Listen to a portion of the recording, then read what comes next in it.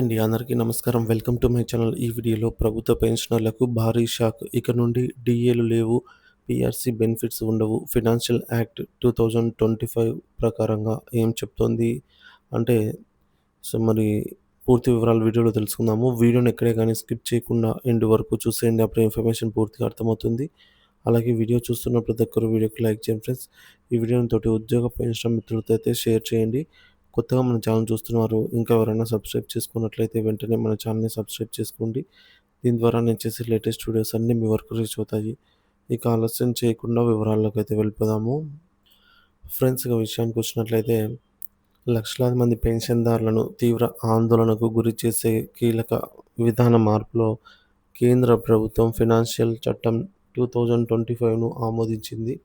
ఈ చట్టం ద్వారా పదవీ విరమణ చేసిన ప్రభుత్వ ఉద్యోగులు పొందుతున్న కొన్ని ముఖ్యమైన పదవీ విరమణ ప్రయోజనాలను తొలగించినట్టుగా తెలుస్తోంది. కొత్త నిబంధనల ప్రకారంగా పింఛన్దారులకు ఇకపై కరువు భత్యం, డిఏ పెరుగుదల లేదా భవిష్యత్తులో పే కమిషన్లు నుంచి ఎలాంటి ప్రయోజనాలు అందవనైతే సమాచారం.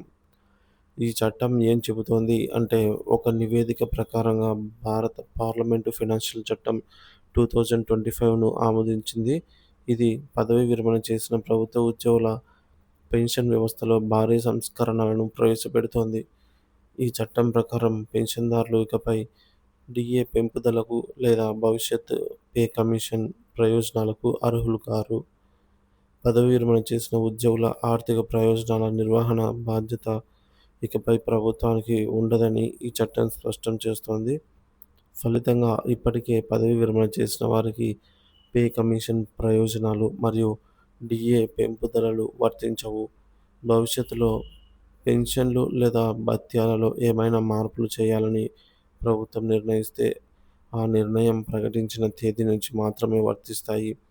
గత కాలపు బకాయిలు చెల్లించబడవు మరియు ఈ నిబంధనలను పెన్షన్దారులు చట్టపరంగా సవాలు చేయలేరు.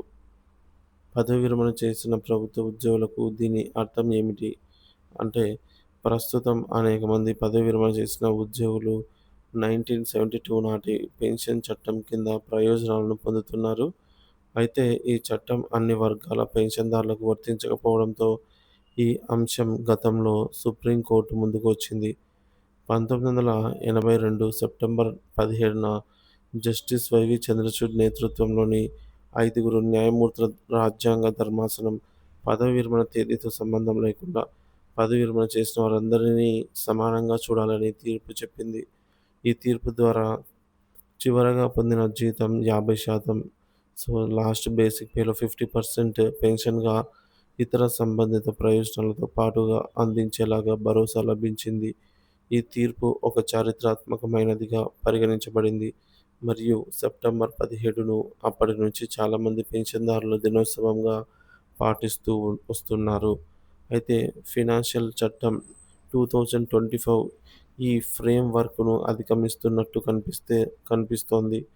ప్రస్తుతం ఉన్న పెన్షన్దారులకు 8వ వేతన సంఘం మరియు డిఏ పెంపుదలలు వర్తించవని ఇది స్పష్టం చేస్తోంది. అటువంటి పెంపుదలలకు 1972 పెన్షన్ చట్టం ఇకపై వర్తించదు మరియు పెన్షన్లు లేదా భత్యాలను సవరించాలన్నా వద్దా అనే దానిపైన ప్రభుత్వం స్వతంత్ర నిర్ణయం తీసుకుంటుంది. ఏదైనా పెంపుదలను అమలు చేయాలి అని ఎంచుకుంటే అది భవిష్యత్తు నుండి మాత్రమే వర్తిస్తుంది. గత కాలం నుంచి వర్తించదు అన్నమాట, గడిచిన కాలానికి. ఈ విధాన మార్పులు పదవీ విరమణ చేసిన ప్రభుత్వ ఉద్యోగులు మరియు వారి సంఘాలలో తీవ్ర ఆందోళనను రేకెత్తించింది. జీవన వ్యయం పెరుగుతున్న ఈ రోజుల్లో డిఏ అనేది పెన్షన్దారులకు ద్రవ్యోల్బణం నుంచి కొంత ఉపశమనం కలిగిస్తుంది. దీనిని తొలగించడం వారి ఆర్థిక భద్రతపై తీవ్ర ప్రభావం చూపుతుందని, అలాగే పే కమిషన్ సిఫార్సులు సాధారణంగా జీతాలు మరియు పెన్షన్లలో గణనీయమైన పెరుగుదలను తెస్తాయి. కాబట్టి దీని నుండి మినహాయించడం వల్ల భవిష్యత్తులో వారి పెన్షన్లు ప్రస్తుత ద్రవ్యోల్బణానికి అనుగుణంగా పెరగకపోవచ్చని ఆందోళన వ్యక్తం చేస్తున్నారు. 1982 నాటి సుప్రీంకోర్టు తీర్పు ద్వారా లభించిన రక్షణను కొత్త నిబంధనలు నీరుగార్చాయని విమర్శకులు అభిప్రాయపడుతున్నారు. దేశానికి దశాబ్దాల తరబడి సేవ చేసిన తర్వాత పదవీ విరమణ సమయంలో ప్రభుత్వం నుండి పొందే ప్రయోజనాలకు ప్రయోజనాలపై వారు ఆధారపడతారు. ఈ ఆకస్మిక మార్పు వారిని నిరాశకు గురిచేసింది. ఫినాన్షియల్ చట్టం గురించి తెలుసుకున్నట్లయితే, ఫినాన్షియల్ చట్టం అనేది భారత పార్లమెంట్ ఆమోదించే వార్షిక చట్టము. ఇది ఆర్థిక సంవత్సరానికి బడ్జెట్ ప్రతిపాదనలను అమలు చేస్తుంది. పన్నులు, సుంకాలు మరియు ఇతర ఆర్థిక నియమాలలో మార్పులను నిర్దేశిస్తుంది.